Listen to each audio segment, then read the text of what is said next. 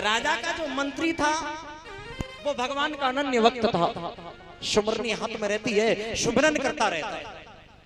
एक दिन राजा ने प्रश्न कर दिया, मंत्री अरे जिस भगवान का तुम भजन करते हो ये भगवान कहाँ रहता है, क्या करता है और कैसे मिलेगा?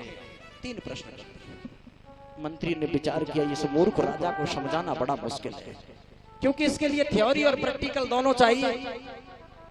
मंत्री कहने लगा, महाराज प्रश्न आपका बड़ा कठिन है और इस प्रश्न का जवाब मैं अगले दिन की सभा में दूंगा। मंत्री बेचारा अपने घर चला गया और मंत्री जैसे ही घर गया अब विचार करने लगा उस मूर्ख राजा को कैसे समझाया जाए कि वो भगवान कहाँ रहता है, क्या करता है और कैसे मिलेगा। एकांत में चारपाई पड़ी है, खाट पे जाकर के लेट गया। अब विचार करने लगा राजा को कैसे समझाऊं, और राजा कहेगा मुझे करके दिखाओ भगवान क्या करता है। 1 घंटा हुआ, प्रश्न का जवाब नहीं आया। 2 घंटा हुए, प्रश्न का हल नहीं मिला। 3 घंटा हुए, प्रश्न का हल नहीं मिला। संध्या का समय हो गया, देवी जी ने भोजन बना दिया। बच्चे से कहा जाओ बेटा तुम्हारे पिताजी खाट पर बैठे, उनसे बोलो भोजन कर ले। अब ये लड़का गया, बोले पिताजी माताजी बोल रही है भोजन कर लो। विचार करने लगे, जवाब नहीं दिया। दोबारा कहता है पिताजी मैं आपसे कह रहा हूं माताजी बोल रही भोजन कर लो। बोले बेटा अभी नहीं, थोड़ी देर बाद करूंगा। क्यों? मैं कुछ सोच रहा हूं। लड़का कहने लगा पिताजी जो आप सोच रहे हो मुझे बताओ, आप क्या सोच रहे हैं? मंत्री कहने लगा बेटा ये प्रश्न तुम्हारे लायक नहीं है, प्रश्न तुम्हारे लायक नहीं है। मुझसे राजा ने कुछ प्रश्न किया है लेकिन ये लड़का पीछे पड़ गया। पिताजी मुझे बताओ राजा ने प्रश्न क्या किया है? संसार में मेरे वक्त तो 3 हट होती हैं, बाल हट, राजहट और स्त्री हट। ये तीनों बड़ी विचित्र है। लड़का पीछे पड़ गया। मंत्री कहने लगे बेटा मैं दरबार में जाकर के भगवान का भजन करता हूं और हमारे महाराज ने एक प्रश्न किया है कि जिस भगवान का तुम भजन करते हो वो क्या करता है, कहाँ रहता है और कैसे मिलेगा। लड़के ने जो ये प्रश्न सुने, लड़का तालियां बजा करके हंसने लगा। पिताजी इतने छोटे से प्रश्न को सोचते हुए आपको 4 घंटे हो गए, इस प्रश्न का जवाब अगले दिन की सभा में मैं दूंगा। आश्चर्यचकित हो गए, पैरों तले धरती खिसक गई। 4 घंटे हो गए, प्रश्न का जवाब नहीं आया और मेरे प्रश्न का जवाब ये मेरा बालक देगा। बेटा बताओ तो भगवान क्या करता है? बोले पिताजी प्रश्न आपका नहीं है, प्रश्न राजा ने किया है और इस प्रश्न का जवाब राजा की सभा में।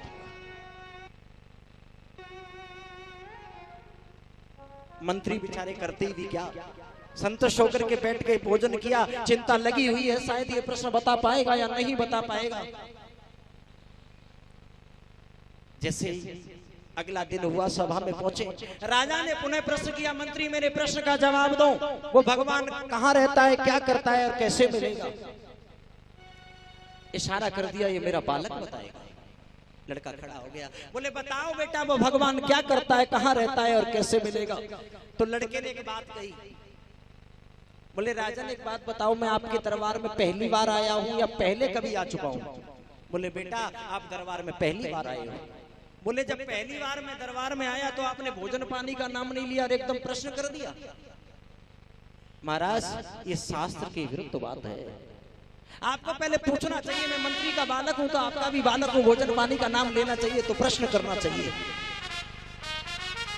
राजा शर्मिंदा हुआ, कहने लगा बताओ बेटा क्या खाओगे क्या पियोगे।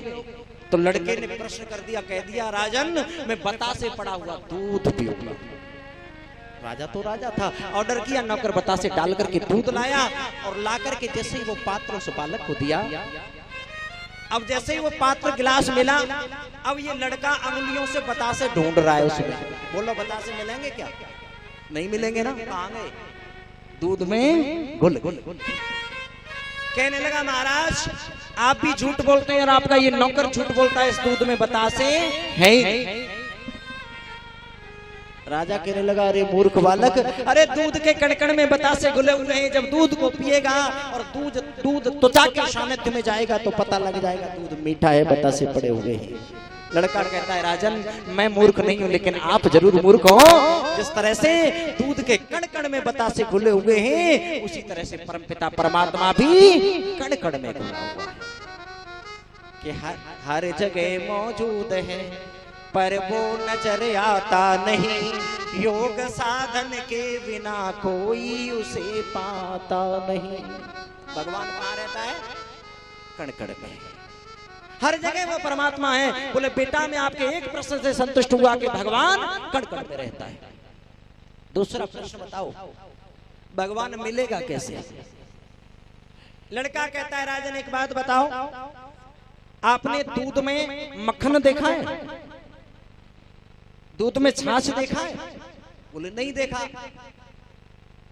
बोले दूध के अंदर है कि नहीं? बोले है। बोले देखा है? बोले नहीं देखा। कारण? बोले बेटा इसकी एक विधि है, एक क्रिया है। बोले वो क्या है? बोले पहले दूध को गर्म करें, फिर उसको जमाएं और फिर उसका मंथन करें, उसके बाद में मक्खन अलग हो जाएगा और छाछ। कहने लगा, राजन उसी तरह से आप सदगुरु की सन्निधि में जाएंगे और जब जाकर के योग के 8 अंग लिखे पतंजलि महाराज ने, यम नियम आसन प्राणायाम प्रत्याहार धारणा ध्यान समाधि योग के 8 अंग बताए।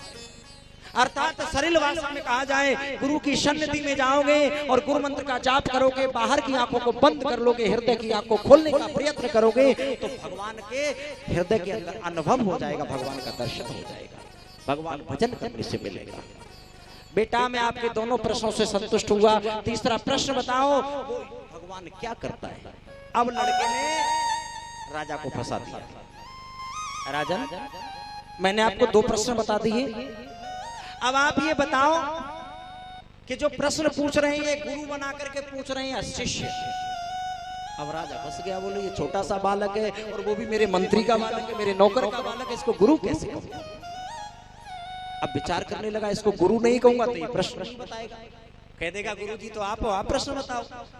अर्थात राजा को कहना पड़ा, बेटा मैं तुम्हें गुरु बना करके प्रश्न पूछ रहा हूं।